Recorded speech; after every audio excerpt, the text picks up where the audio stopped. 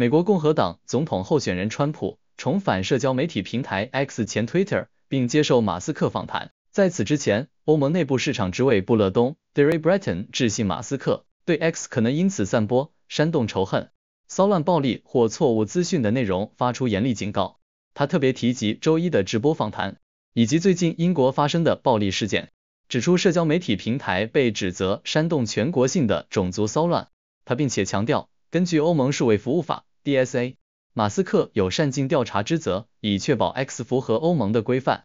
川普的团队还暗示，欧盟试图阻止川普重返白宫，是出于担忧川普的贸易政策，因为川普胜选意味着美国将不再被剥削，他将巧妙利用关税和重谈贸易协定，美国放在首位。我们来看川普怎么回答。I got a letter from the EU Commission, like saying, to not have disinformation on during this discussion that we're having, and there's a lot of attempts to do censorship and to force censorship even on Americans from other countries, and what do you think about that? Well, I know the European Union very well. They take great advantage of the United States in trade, as you know. We, through a different forum, NATO, we protect them, and yet if you build a car in the United States, you can't sell it in Europe. You just can't sell it. It's impossible. The same thing with our farmers. Our farmers find it very difficult to do business. We have a deficit with them of $250 billion, which people don't know. It sounds so nice, the European Union, but let me tell you, they're not as tough as China, but they're bad. And I let them know it. And that's probably why they notified you. No, they don't treat our country well. We defend them.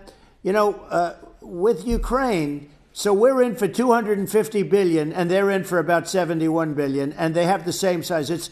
If you add up the European nations in terms of an economy, it's about the same size, wouldn't you say, as us? And yeah. They're in and they're in much greater risk.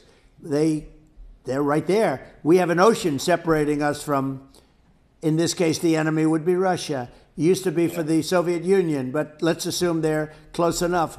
And what happens is they're in for 70-something million. I think even less than that billion, and we're in for about 250 billion, and it could be a lot higher than that.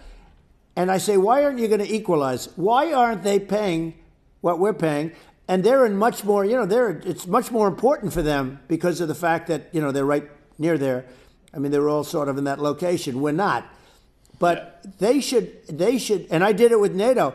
There were only 7 countries that were paid up in NATO out of 28 at the time. And the United States was subsidizing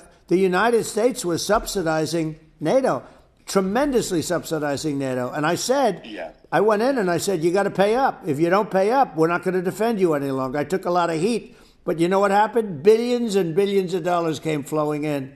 Yeah, and I think a lot of the public isn't aware of the fact that the United States pays a disproportionate share of the NATO expenses. And then we get taken advantage of on trade. So think about it. The point of NATO is defending Europe, and it's